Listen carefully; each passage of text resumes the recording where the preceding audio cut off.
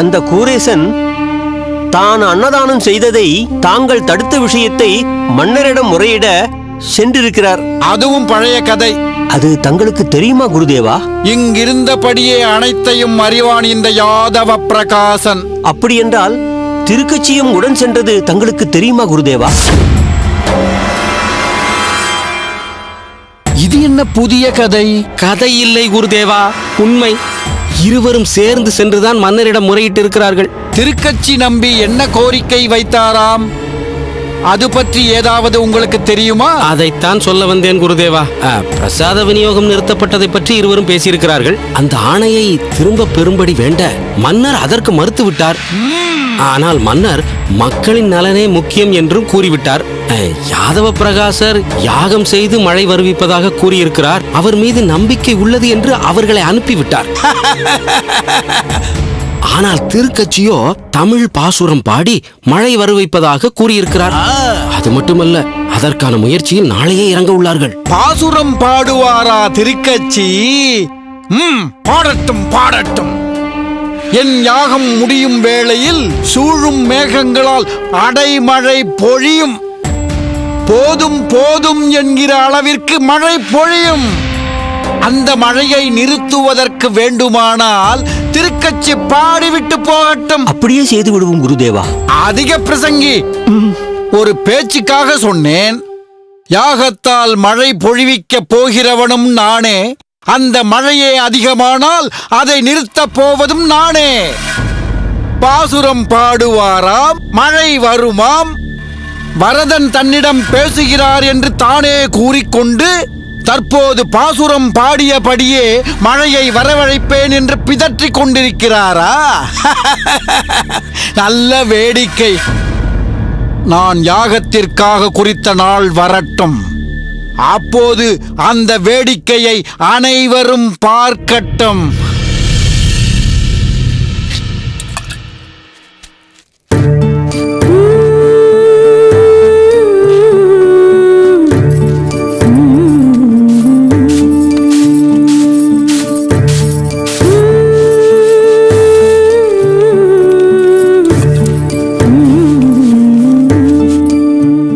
அம்மா, இந்த காய்கறிகளை அறிந்து வைத்துவிட்டு நானே அரிசியை புடைத்து விடுகிறேன்.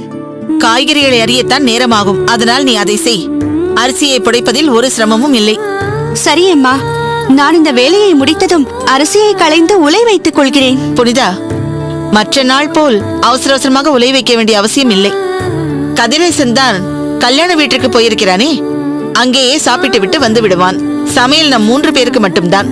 இருக்கட்டும் அம்மா, அரிசியை புடைத்து மட்டும் கொடுங்கள். மற்ற வேலையை நான் பார்த்துக் கொள்கிறேன் அம்மா. உன் இஷ்டம் போல் செய். என்னடா தம்பி, கல்யாணத்திற்கு போகவில்லையா? எல்லாம் போய்விட்டுதான் வருகிறேன். அதற்குள் வந்து விட்டாயே? போனேன், வந்து விட்டேன். விடு அக்கா. புனிதா, சீக்கிரம் இலையை போடு, பசிக்கிறது. கதிரேசா, நீதான் பார்க்கிறாயே, அவள் காய் அறிந்து கொண்டிருக்கிறாள். நான் இப்போதுதான் அரிசியில் கல் பொறுக்கிக் கொண்டிருக்கிறேன். இலையை போடு என்றால் எப்படி உணவை போட முடியும்? ஏன்? சீக்கிரம் சமைக்க வேண்டியதுதானே. அடியே, உன்னைத்தான் கேட்கிறேன். சீக்கிரம் சமைக்காமல் இவ்வளவு நேரம் என்ன செய்து கொண்டிருந்தாய்?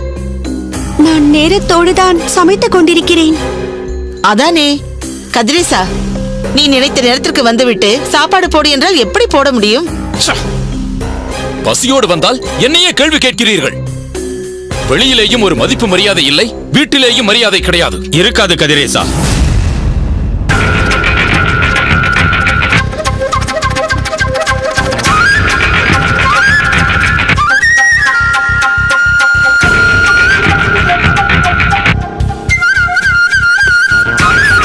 எப்படி மரியாதை இருக்கும்?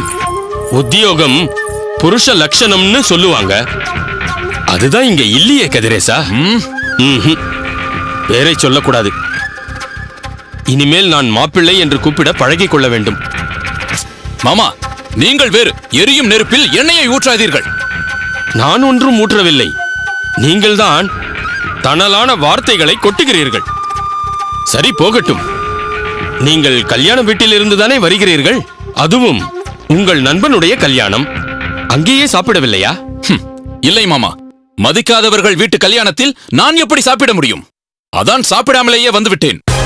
தம்பி, கோபப்படாதே அப்பா. மதிக்கவில்லை என்றால் வீட்டிற்குள்ளேயே கூப்பிடவில்லையா? கல்யாண வீட்டு வாசலில் இருந்தவர்கள் வாருங்கள் என்று மரியாதையாகத்தான் உள்ளே அழைத்துச் சென்றார்கள். ஆனால் உள்ளே சென்ற பிறகு பார்த்தால் ஒருவரும் கண்டுகொள்ளவில்லை. என்னுடைய சக நண்பர்கள் வேலுவையும் சாமிநாதனையும் பெண் வீட்டில் இருந்தவர்களுக்கு அறிமுகப்படுத்தி வைத்தார்கள். என்னை மட்டும் அறிமுகப்படுத்தவே இல்லை.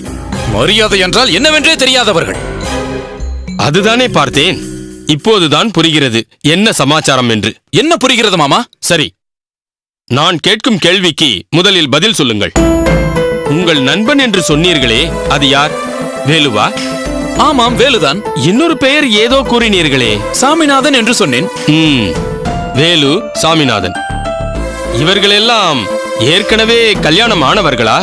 ஆமாம், கல்யாணமானவர்கள் தான். 2 பேருமே உத்தியோகம் ஏதாவது பார்க்கிறார்களா? பார்க்கிறார்கள். அதை பற்றி இப்போது என்ன? காரணம் இருக்கிறது மாப்பிள்ளை. முதலில் என்ன உத்தியோகம் என்று சொல்லுங்கள். வேலு தன் நிலத்திலேயே விவசாயம் செய்து கொண்டிருக்கிறான். சரி. சாமிநாதன் சாத்தமங்கலம் ஜமீனிடம் கணக்கு பிள்ளையாக வேலை செய்கிறான். அப்படி சொல்லுங்கள். இப்போது புரிகிறதா அவர்களுக்கு ஏன் சபையில் மரியாதை கிடைக்கிறது என்று? உங்களுக்கு அது ஏன் கிடைக்கவில்லை என்று? மாமா, என்ன இது? வந்ததும் வராததுமாக தம்பியிடம் கேலி செய்து கொண்டு. நீ வாயை மூடு. நான் ஒன்றும் கேலி பேச்சு பேசவில்லை. எப்போது எதை சொல்ல வந்தாலும் சாக்குப்போக்கு சொல்லி என் வாயை அடைத்து விடுகிறாய். அதுதான் இப்போது உன் தம்பியை இந்த அளவிற்கு கொண்டு வந்து விட்டு இருக்கிறது. கதிரேசா, மன்னிக்க வேண்டும். மாப்பிள்ளை, உங்களிடம் பேச வேண்டும். புனிதா, அப்பா, நீ போய் சமையல் வேலையை கவனி. மாப்பிள்ளை, நான் சொல்வதை சற்று வெறுப்பில்லாமல் கேளுங்கள். மரியாதையை எங்கும் கேட்டு வாங்க முடியாது. நம்மை பார்த்தால் எதிரில் வருபவர்களிடமிருந்து அது தானாக வர வேண்டும். மரியாதை தரும் அளவிற்கு நாமும் நடந்து கொள்ள வேண்டும். சாதாரணமாக ஒருவரிடம் தாராளமான செல்வம் இருந்தால் மரியாதை கிடைக்கும். அப்படி இல்லை என்றால் அவன் கல்வியினாலும் அது மூலமாக திரவியம் சம்பாதித்தாலும் மதிப்பு மரியாதையும் கிடைக்கும். காசு இல்லை என்றால் மதிப்பு மரியாதையும் எனக்கு கிடைக்காதா? எப்படி கிடைக்கும்? பொருளில்லாருக்கு இவ்வுலகம் இல்லை என்று புரியாமலா சொல்லி இருக்கிறார்கள்? பணம் சம்பாதிக்கவில்லை என்றால் எனக்கே உங்களை மதிக்க தோன்றவில்லையே. அப்புறம் வெளியில் இருப்பவர்களை பற்றி கேட்கவா வேண்டும்? இதில் கோபப்பட்டு ஒன்றும் ஆகப் போவதில்லை. முதலில் ஒரு உத்தியோகத்தை தேடும் வழியை பாருங்கள். நானும் வேலை பார்க்க தயாராகத்தான் இருக்கிறேன். இந்த ஊரில் எவன் வேலையை வைத்துக் கொண்டு காத்திருக்கிறான்? உண்மைதான். இப்போது பேசினீர்களே அவன் இவன் என்று. இதேபோல் எல்லோர் காதிலும் விழும்படி பேசினால் உள்ளூரில் ஒருவரும் வேலை கொடுக்க மாட்டார்கள். முதலில் மரியாதையாக மற்றவர்களிடம் எப்படி பேச வேண்டும் என்று கற்றுக்கொள்ளுங்கள். என் பெண் என்பதற்காக சொல்லவில்லை. உங்கள் மனைவியிடம் அன்பாக நடந்து கொள்ளுங்கள். சரி, நீங்கள் சொல்வது போலே நடந்து கொள்கிறேன் என்று வைத்துக் கொள்ளுங்கள். இந்த ஊரில் உத்தியோகத்திற்கு வழி இருக்கிறதா? ஏன் இல்லை? இந்த ஊரிலேயே உத்தியோகம் பார்க்க வேண்டும் என்று என்ன கட்டாயம்? அப்படி என்றால் வெளியூரில் வேலை கிடைக்குமா என்ன? நிச்சயமாக கிடைக்கும். இப்போது கூட என் நண்பர் ஒருவர் கூறினார். நம் பக்கத்து ஊரான கூரம் ஜமீனில் வேலை இருப்பதாக கூறினார். நீங்கள் அவசியம் அங்கு போய் பாருங்கள். ஐயோ, கூரமா? அது ரொம்ப தூரம் ஆயிற்றே. அதை போய் பக்கம் என்கிறீர்கள்? உன்னிடம் அப்போதே வாயை மூடு என்று சொல்லிவிட்டேன். மாமா, அங்கே போனால் மதிப்பும் மரியாதையும் வந்துவிடுமா? முதலில் வேலையில் போய் சேருங்கள். அதன் பிறகு நானே உங்களை எப்படி மதிக்கிறேன் என்று பாருங்கள். எந்த ஊரில் உத்தியோகம் என்று கூறினீர்கள்? கூரம் ஜமீன். கூரம் ஜமீன்.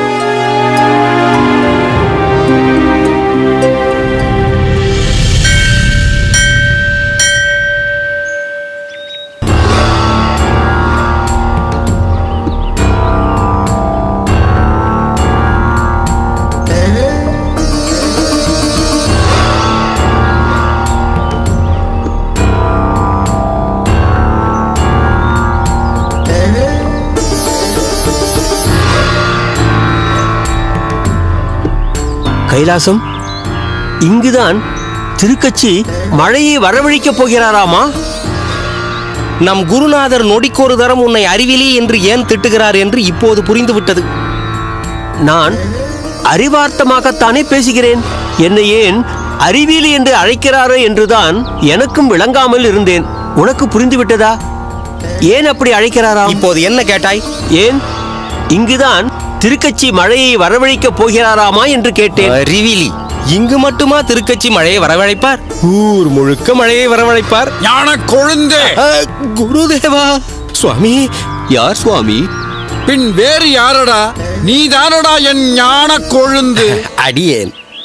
பாசுரம் பாடி மழையை வரவழைக்க முடியாது என்று ஊர் முழுவதும் நான் சொல்லிக் கொண்டிருக்கிறேன். நீ திருக்கச்சி மழையை வரவழைப்பார் என்று சொல்லிக் கொண்டிருக்கிறாய், உளறிக் கொண்டிருக்கிறாய். விசிறி வீசடா, புழுக்கமாக இருக்கிறது. ஐயோ, இது என்ன சோதனை குருதேவா? இதில் என்னடா சோதனை இருக்கிறது? புழுக்கமாக இருந்தால் மழை வரும் என்று சொல்லுவார்கள். இப்போது தாங்களே புழுக்கமாக இருக்கிறது என்கிறீர்கள். அப்படி என்றால் மழை வரும் என்றுதானே அர்த்தம். உன் திருவாயை கொஞ்சம் மூடிக்கொள்கிறாயா? வா என் பின்னால். வாருங்கள் சுவாமி. என்ன திருக்கச்சி, உமக்கே உன் மீது நம்பிக்கை இல்லையா? நீர் பாடி மழை கொட்டென்று கொட்டப் போகிறது என்றால் ஒரு மண்டபத்தின் கீழல்லவா நின்றிருக்க வேண்டும். இப்படி திறந்த வழியில் நின்றிருக்க மாட்டாயே. மன்னிக்க வேண்டும். பாசுரம் பாடி பொழிய போகும் மழை பகவானின் அருட்பிரசாதம். அதில் பரவசத்துடன் நனைய வேண்டும். நனையாமல் அடியேனை பாதுகாத்துக் கொள்வது பகவானின் பிரசாதத்தை வேண்டாம் என்று சொல்வது போலாகும். பகவானின் பிரசாதம் பக்தனுக்கு கிடைக்கக்கூடாது என்ற குறுகிய எண்ணம் அடியேனுக்கு இல்லை. ஓ, நீர் அங்கே வருகிறீரா? சரி சரி, நாளை என் யாகத்தின் வழியே வருண பகவானை வரவழைத்து விடுவேன் அல்லவா? அப்போது என் கட்டுப்பாடுகள் எவ்வளவு முக்கியமானவை என்பதை நீர் புரிந்து கொள்வீர். பாசுரமாம், பாடுவாராம், மழை கொட்டுமாம். காலை நேரத்தில் கடும் குளிரில் கழுத்தளவு தண்ணீரில் நின்று கொண்டு மணிக்கணக்கில் வேதத்தை பாராயணம் செய்த இந்த வேத வித்தின் வேத கோஷத்திற்கு மழை கொட்டாமல் வெறும் பாசுரத்திற்கு மழை வந்துவிடுமா என்ன? மன்னிக்க வேண்டும் சுவாமி. தமிழ் பாசுரங்களை சிறுமைப்படுத்தி பேசுவது தங்களை போன்றவர்களுக்கு அழகல்ல. ஒன்றை சிறுமைப்படுத்தி தங்களை உயர்த்திக் கொள்வது விரும்பத்தக்கதல்ல. நிரூபித்து காட்டு கூரேசா, உன் தரப்பை நிரூபி, பிறகு பேசிக்கொள்வோம். என்ன திருக்கச்சி, பாசுரத்தை ஆரம்பிக்க இன்னும் அவகாசம் வேண்டுமோ? ஒருவேளை கருமேகங்கள் சூழ்ந்த பிறகுதான் ஆரம்பிப்பீரோ? இல்லை, அடியேன் சித்தமாக இருக்கிறேன். தங்கள் முன் பாசுரத்தை பாடி மழையை வரவழைக்க வேண்டும் என்றுதான் அடியேன் காத்திருக்கிறேன். தாங்கள் வேண்டுமானால் மண்டபத்திற்கு சென்று அமர்ந்து கொள்ளுங்கள். வேண்டாம், நான் இங்கேயே இருக்கிறேன். ஒரு துளி மழை கூட என் மீது விழாது என்று எனக்கு நம்பிக்கை இருக்கிறது.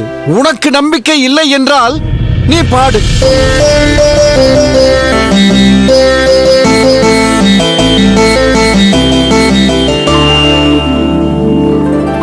ஓங்கி உலகளந்த புத்தமன் பேர் பாடி நாங்கள் நம் பாவைக்கு சாற்றி நீராடினார்.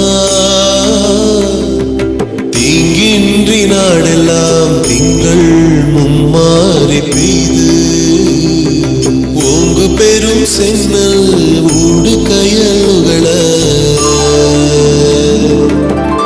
ஓங்கி உலகளந்த புத்தமன் பேர் பாடி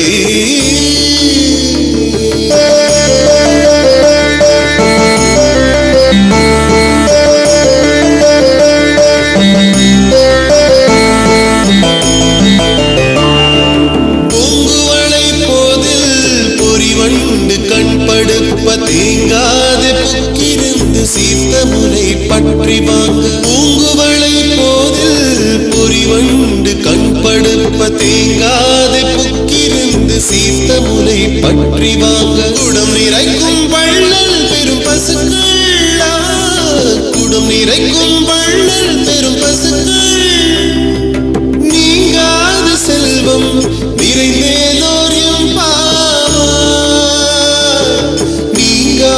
செல்வம் நிறைந்தேலோர் ஓங்கி உலகளந்த புத்தமன் பேர் பாடி நாங்கள் நம் பாவைக்கு சாற்றி நீராடினார். தீங்கின்றி நாடெல்லாம் திங்கள் மும்மாறி பெய்து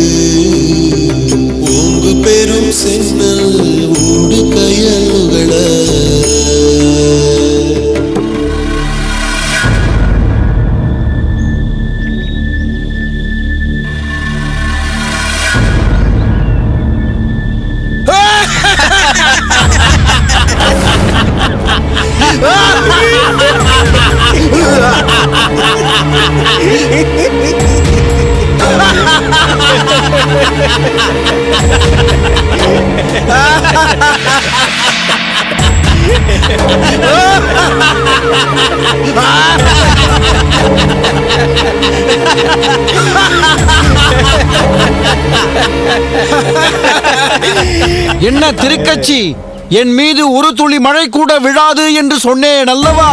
பார்த்தீர்களா? பலித்து விட்டது. எங்கே மழை? என்ன பித்தலாட்டம் இதெல்லாம்? இதில் நான் பிரசாதத்தை தடுத்தது பற்றி வாய்க்கிழிய பேசினீர். மாமன்னர் எனக்கு மரியாதையையும் என் வித்தைக்கு மதிப்பையும் கொடுத்துதான் என்னை கூப்பிட்டு அனுப்பியிருந்தார். ஆனால் நீங்களாகவே மன்னரிடம் சென்று மன்றாடி ஒரு வாய்ப்பை வாங்கிக் கொண்டு வந்தது ஈ என்று பல்லை இழுத்து விட்டது. யாதவ பிரகாசரை நீங்கள் குறைத்து மதிப்பிட்டு விட்டீர்கள். ஒன்றை புரிந்து கொள்ளுங்கள், பித்தளை சில காலம் பளபளவென்று இருக்கலாம், ஆனால் தங்கம் என்றும் தங்கம்தான். இதன் தரத்துடன் போட்டி போட நினைக்காதீர்கள், தோற்று விடுவீர்கள். யாதவ பிரகாச சுவாமிகள், வேண்டாம் குரேசா, அடியேன் ஏதோ அபச்சாரம் செய்திருக்கிறேன். தாங்கள் அபச்சாரம் செய்திருக்கிறீர்களா? இல்லை இல்லை வரதா, என் ஆதிகேசவா, ஏன் எங்களை இப்படி சோதிக்கிறாய்? ஓங்கி உலகளந்த உத்தமன் பேர் பாடி